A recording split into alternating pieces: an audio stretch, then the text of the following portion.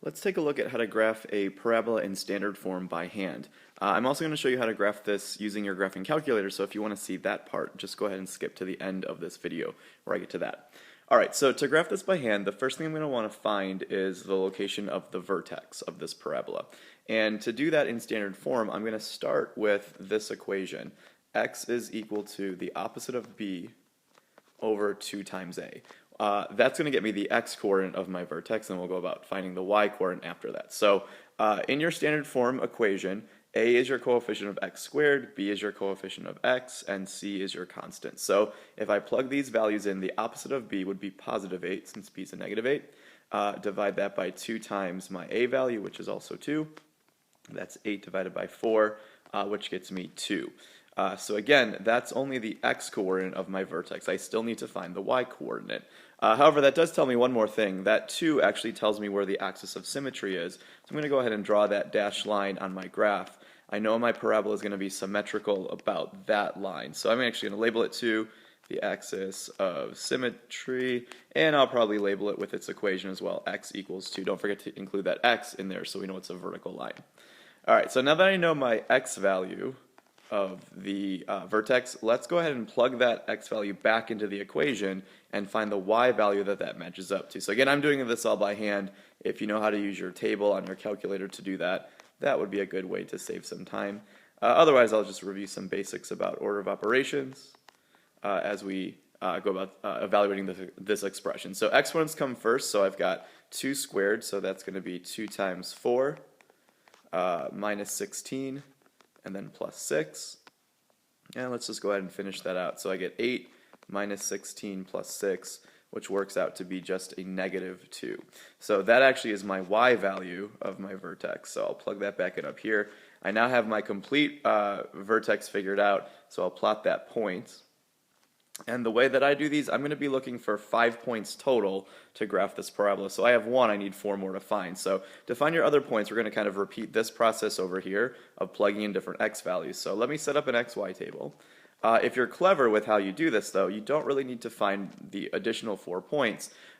We only need to find 2 if we can use symmetry to find some points easily. So the way that I do this then is in my xy table, I'm going to put my vertex right in the center. So 2 and negative 2. I'm going to put that right in the center of my xy table. And then I'm going to pick 2 points that are below the vertex in the x column and 2 points that are above it. And because this was symmetrical and because my vertex was an integer, I know that the y values up here are just going to repeat down here. So that's how we can kind of save a little bit of time. So I'm going to plug in 0 for x and evaluate, and I'm not going to show all that work. If you need to do that work, go ahead and pause the video for yourself. But when I plug in 0, I end up with 6 for y.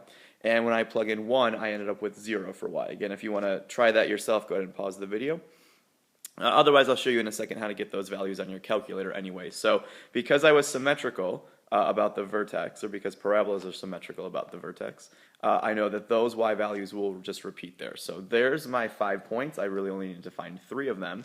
And then I can go and graph those 5 points to see what my parabola looks like. So 1, 0 is going to be right there, and then 3, 0. I can just use symmetry though. Oops, there we go. And then finally we've got 0, 6, which would be right up there, and then just using some symmetry I can reflect that point over there.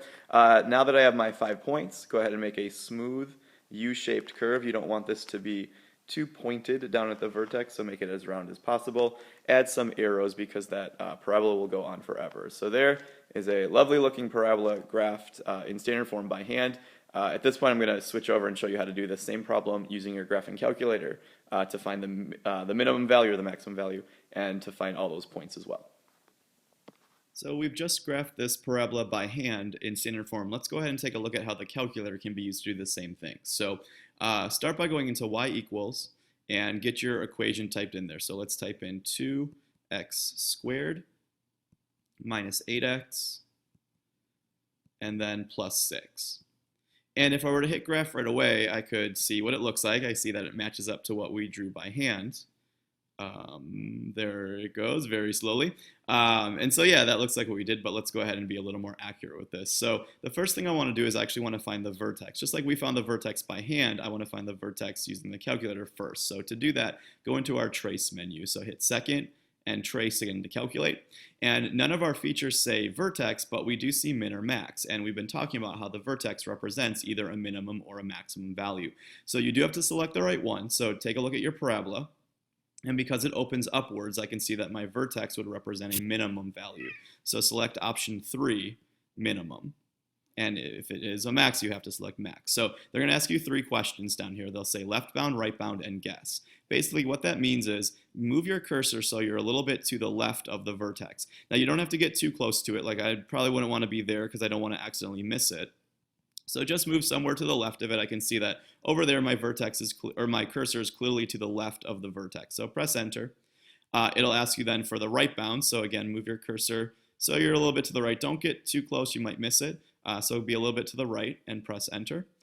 You should have seen these 2 triangles pop up. They should be facing each other with the vertex trapped in between them. If they're facing away from each other, then you've done it backwards. So go back and fix that.